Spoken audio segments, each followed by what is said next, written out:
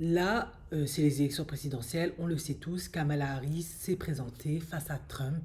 Et comme toute élection présidentielle, surtout aux États-Unis, on tire à balles réelles, on est sans pitié. J'ai fait une vidéo il n'y a pas longtemps où on a exposé tout le body count de Kamala Harris. Bon, c'est un peu passé comme une fumée tranquille. Sauf que là, même moi, ça m'a vraiment, vraiment fait mal au cœur. Je vous cache pas que j'étais quand même super choqué. Il y a un juge, un homme noir, qui a fait une sortie en disant que Kamala Harris n'est pas une femme noire et que ce n'est pas normal qu'elle se présente en tant que telle. Il a expliqué avec des preuves à l'appui que Kamala Harris, en fait, elle est référencée dans les Caucasians, dans les Whitey. Déjà, ses cheveux, son phénotype, mais surtout ses origines. En effet, Kamala Harris, on nous a toujours vendu que sa mère était une indienne et elle avait rencontré un afro-américain et ils avaient eu Kamala Harris. En fait, tout ça, c'était du bullshit. Ils nous ont manipulés. Et en gros, pour faire court, Kamala Harris a volé la place d'une femme noire. En effet, la mère de Kamala Harris est vraiment une indienne. Vous savez, en Inde, il y a différents types de couleurs de peau. Il y a beaucoup de colorisme. Et c'est une indienne qui ressort plutôt foncée. Pas comme moi, mais foncée. C'est la mère de Kamala Harris est indienne.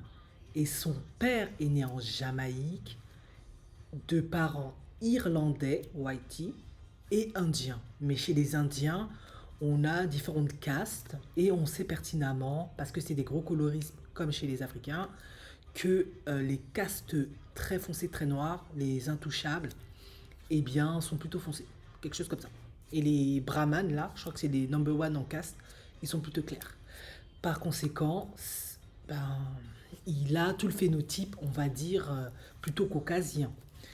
Parce que les Indiens, c'est vrai qu'il y a des Indiens noirs, mais ils n'ont pas été considérés, à moins que j'ai pas bien fait mes devoirs, hein, ça peut arriver, je suis pas parfaite, comme étant classifiés comme la plupart des noirs chez les négroïdes. Du coup, il a expliqué, et c'est pour ça que tout le monde a pensé qu'elle était métisse, parce que son père est né en Jamaïque. C'est une nuance, une subtilité qui a fait toute la différence. Du coup, on nous a vendu Kamala Harris comme une femme métisse. Et comme il y a la règle du One Job Rule, ben, toutes les femmes, ou tous les hommes, hein, en tout cas tous les êtres humains ayant une goutte de sang, sont considérés comme noirs. Et c'est extrêmement grave, parce qu'en fait, ce n'est pas le cas.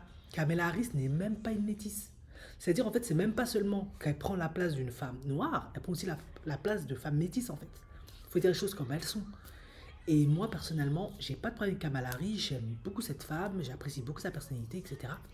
Mais moi, je suis complètement dégoûté, je suis complètement choqué, parce que on voit clairement un racisme, une volonté de complètement invisibiliser les femmes noires, en tout cas pour des postes comme vice-président, la présidence. Ça veut dire, à l'état actuel des choses, et c'est peut-être pour ça que maintenant les choses se sortent, on ne peut absolument pas présenter aux États-Unis, pour ne citer que les États-Unis, et je parle même pas du monde, déjà un président noir, parce qu'ils ont pris Barack Obama qui était métisse pour le coup, mais une femme noire vraiment au phénotype dark skin ou brown skin ou métisse qui a du sang noir clairement quoi. Faut dire les choses comme elles sont. On peut pas présenter ça. Apparemment ça passe vraiment pas. C'est grave. Et là où en fait ça me fait quand même mal, c'est que Kamala Harris a accepté de rentrer dans ce jeu-là. Moi, je ne la suis pas. Il se peut qu'elle est venue démentir. Mais je vais partir du postulat qu'elle ne l'a jamais fait vu que cet homme en parle. Et je vais parler aussi d'un autre aspect des choses qui me fait un peu mal. C'est que quand les femmes noires sont venues dire il faut faire la distinction entre des femmes noires et des femmes métisses, les premiers à s'être insurgés, ce sont les hommes noirs. Oui, vous êtes jalouses, etc., etc. Alors qu'en fait, c'est pas une question de jalousie. Plein de femmes noires épousent des hommes whitey, font des enfants métis, les adorent, les aiment, en prend soin. C'est pas la question. Mais c'est pour éviter justement ce genre de choses. Ce n'est pas la première fois, j'ai même fait une vidéo là-dessus, qu'une femme whitey vient parce qu'elle a des problèmes psychiques ou parce qu'elle veut faire carrière, elle veut se positionner, évoluer du côté des Noirs, et vient et se positionne comme une femme noire. Et du coup, ça. prend la place, il faut dire ce qui est, à une femme noire où ça invisibilise les femmes noires. Et ça, c'est pas normal à un certain niveau. Que l'on soit inspiré, que l'on veut ressembler, oui, et même des femmes noires, on va pas se mentir, hein. Certaines aussi se blanchissent la peau, etc., se mettent des faux cheveux, certaines par coquetterie, d'autres par complexe, peu importe, chaque femme est unique. Je peux comprendre ça. Mais là, ça va trop loin. Ça veut dire qu'en fait, c'est clairement pour moi du racisme. C'est-à-dire qu'on veut tellement pas mettre une femme noire, en tout cas quelqu'un qui a du goût de son noir, on va dire, c'est plutôt ça, devant qu'on va prendre une indienne. Genre, ça vend mieux. C'est horrible. Et Kamala Harris a accepté de jouer dans ce jeu. Et c'est maintenant, parce qu'elle doit se présenter aux élections présidentielles et que on fait tout pour qu'elle perde, que on commence à sortir les dossiers. Mais je suis désolé, les Indiens ne se sont jamais positionnés comme étant des gens noirs. En tout cas, les Indiens noirs, parce qu'ils ont plusieurs phénotypes chez eux, en fait. Alors que beaucoup de noirs, en tout cas beaucoup, je dis pas tous, notamment les Kémites, entre autres, pour citer que cela, certains Kémites les considèrent comme noirs parce que à la base, ils disent que les origines étaient noires, mais eux se considèrent pas comme ça. Ça devient compliqué. Et moi, ça m'a brisé le cœur. Je me suis dit, mais ça me fait mal au cœur de voir ça, c'est horrible. En fait, la femme, elle est indienne. Indienne, métissée, whitey. Il n'y a même pas un seul goût de noir dedans. Ils sont juste au Jamaïque, comme ça se faisait. Certains Indiens avaient migré en Afrique du Sud, machin, machin. Et ça montre aussi la perversité et l'hypocrisie des hommes noirs. Parce que quand ils veulent leurs femmes light skin, métisses, parce que ça a commencé avec les whiteys, on sait durant l'esclavage, mais qui a maintenu aussi ça d'une certaine manière? C'est aussi les hommes noirs. Parce que eux voulaient à tout prix leurs femmes light skin qui ressemblent à des whiteys, qui se rapprochent en tout cas des whiteys, mais étant dans la communauté noire, pour justifier leurs préférences. Donc ils ont maintenu mordicus ça. Alors quand il s'agit des hommes métis, ah non, ce sont des hommes métis, c'est pas des hommes noirs, c'est pas la même chose. Par contre, quand c'est des femmes métisses, dans le même groupe. Et ensuite, maintenant, parce que ils se rendent compte que c'est une indienne qui va être mise en avant, que c'est pas une femme noire qui va représenter les intérêts de la communauté noire des noirs, là maintenant ils viennent la vendre. Parce qu'ils réalisent, ah mais en fait ça va pas être utile pour nous.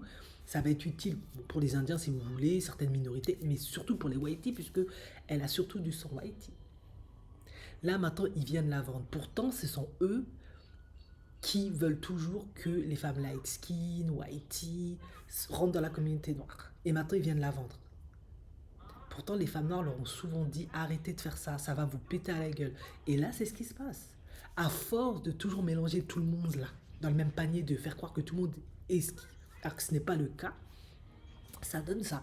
Ça donne des Kamala Harris qui arrivent à se vendre comme des femmes noires. Tout le monde y croit parce que les médias, le marketing, je vous ai dit, hein, les médias, le marketing, ils font très bien leur travail pour desservir les noirs et les femmes noires surtout. Et maintenant, même moi, je pensais qu'elle était métisse, honnêtement. Honnêtement, quand on la regarde, on dirait une femme. Il y a des femmes métisses qui lui ressemblent. Il n'y a pas photo. Et en fait, quand tu rentres dans les origines, et à un moment donné, je suis désolée, moi je ne veux pas pinailler, c'est pas que je veux pas qu'elle soit présidente. Je pense qu'elle fera une excellente présidente, je n'ai pas de problème avec ça. Mais je pense qu'on ne peut pas la vendre en tant que femme noire. C'est pas juste pour les femmes noires, pour les femmes métisses. Si vous voulez vraiment, vraiment, vraiment une femme light skin à tout prix, allez prendre une femme métisse. Comme ça, oui, selon la vision des États-Unis, on pourra dire que c'est une femme noire, mais pas une femme indienne. C'est horrible, quoi. Moi, je suis choquée. Je sais même pas quoi dire. Ben, je suis désolée, Kamala Harris, c'est vrai, elle a volé la place d'une femme noire. Si elle est arrivée au sommet en utilisant les hommes noirs, comme je l'avais déjà expliqué, et en se positionnant comme une femme indienne, pas de souci. Mais c'est pas ce qu'elle a fait. Elle s'est toujours vendue comme une femme métisse. Et les hommes noirs idiots, qui pigent rien, ils ont acheté ça puisqu'ils ont un complexe d'infériorité, complexe de l'homme blanc, de la femme blanche, etc. De l'objet brillant, comme on dit. Et maintenant qu'elle va être présidente, ils commencent à la vendre. Oh, putain, mais c'est horrible. Enfin bref, c'est vraiment les États-Unis, c'est du n'importe quoi. C'est vraiment pas juste pour les femmes noires. C'est horrible.